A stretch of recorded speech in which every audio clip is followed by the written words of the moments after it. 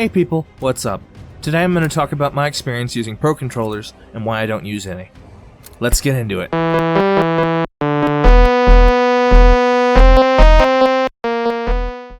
When I play games on my Xbox, I have a routine.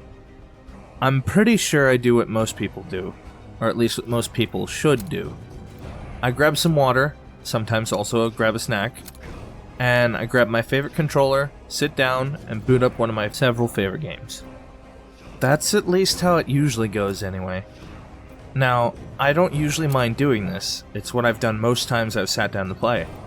But something recently made me think about how I play, and what my skills are when playing. I happened to go looking through one of my gaming shelves the other day, and realized that I bought a Pro controller last year. I got it on sale at my local GameStop. I bought the PowerA Spectra Infinity Enhanced controller for Xbox. Whew! That's a mouthful to say, so I'm just gonna call it the Spectra Infinity for short. Hi, Future Dark here. Now this is not a sponsored video or a sponsored review.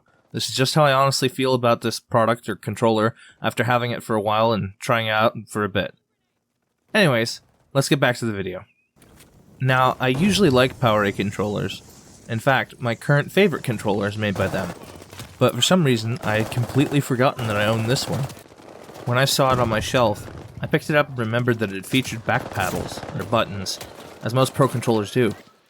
I also remembered hearing that Pro controllers, or controllers with paddles or buttons, can help improve your game playing ability and skills. And that got me thinking, if that could be true for me too. I mean, I wouldn't mind getting a little better at playing Call of Duty, would you? So, after thinking about it that night, I decided I'd try it out the next day and see what it could do. I started by playing a few matches with my regular controller to warm up, then I switched over and started some practice matches with some bots in the lowest difficulty settings. I don't think I did too badly. Then I jumped into some public matches against actual living people. That was when I noticed some problems. I was noticing that when I played with the Spectra Infinity, I was actually performing way worse than playing normally. Why was that?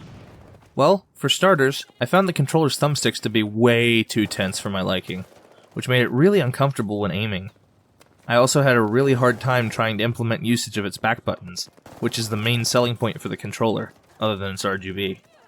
Now, before I continue, I should probably say I played a few different types of games, just to be fair, and found that it didn't feel too badly overall, and wasn't too horrible when playing action or RPG games, but I definitely prefer the way other controllers have felt in my hands in comparison. I should also mention that I'm probably not like the average player. I was born with hypotonia. Basically that means that I was born with less muscle tone and mass than most normal people. It mostly affects my upper and lower limbs, including my hands and feet, so I have some different unique needs when I use a controller. It has to be the right size and shape so I can hold it comfortably, without cramping my fingers or hands. I'm also a stickler for textures, which adds another problem in and of itself. The controller also needs to be very lightweight for the same reasons. Honestly, I thought that this controller would be really useful with the addition of its thumb-saving back buttons and its general ergonomics. I was wrong. It might be really comfortable for the right person, but it just wasn't the right fit for me. Also, I don't want people to have the wrong idea and think that back paddles are useless, as they actually do have good uses for different things, but I found it to be harder to play while using them in competitive games, mostly shooters, because when I was trying to use them, I became so focused on when should I press this to jump, or this for that action, or this for that action, that it made my playing more stiff and felt unnatural. That's the same reason why I don't play Claw, but I might have to make a separate video about that later. Let me know down below if you'd like to see that. All in all, I found it a lot easier and more natural playing how I normally do, and I perform better. I believe that the main reason comes down to two things: comfortability versus function. Sometimes something can be really tactical and mechanical, but it'll take someone forever to get used to using it.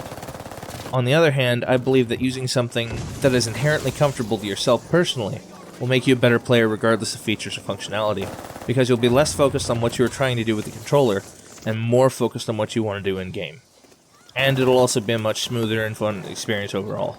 And that's how I found out I played better on a $20 standard controller than with a more expensive Pro controller. As always, thank you for watching. If you like this video, please leave a like or a comment, and don't forget to subscribe for more videos like this one. This is Dark. signing out.